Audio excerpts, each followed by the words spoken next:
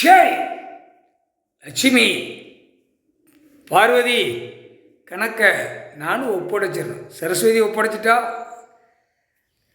லட்சுமி நான் ஒப்படைக்கணும், பார்வதியும் ஒப்படைச்சிட்டேன் கடவுள் கையில். இப்போ குடும்பமாக கைலாசத்தில் எல்லாரும் அனைத்தும் குடும்பமாக கைலாசத்தில் உட்கார்ந்துருக்கோம். இருப்பு இருக்கும், உலகத்தை நடத்துதோம். உலகத்தில் தப்பு செஞ்சதுக்கு இப்போ தண்டனை கூடிய சீக்கிரம் கடவுள் தான் கொடுக்கணும், அவர் தான் கொடுக்கணும், வேறு யாரும் கொடுக்க முடியாது.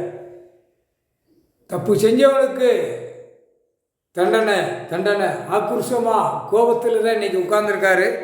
சரஸ்வதி வந்ததுனால சந்தோஷம். அதான் காலையில் டயத்தில் கணக்கு பண்ணி கூட்டு வந்த கணக்கு சந்தோஷம். அந்த டயத்தில் வந்ததுக்கு சரஸ்வதி கைலாசத்தில் காலை வச்சதுக்கு சந்தோஷம். தப்பு செஞ்சவனுக்கு கூடிய சீக்கிரமாக ஆணும் பெண்ணும் டெல்லி டு தமிழ்நாடு, டெல்லி உலக நாடு தண்டனை கூடிய சீக்கிரம் கொடுப்பார். எப்படி ஆட்டம் பாட்டம் ஆடுதானோ அரசியல்வாதி, அந்த ஆட்டம் பாட்டம் ஆடிக்கொண்டே கொண்டு போய் சேர்ப்பார். ஜட்ஜா கணக்கு இன்னைக்கு எலுமிச்சம்பழம் கனியில் எழுதுறார். கனியில் எழுதுனா தப்ப முடியாது. முக்கால் சத்தியம்.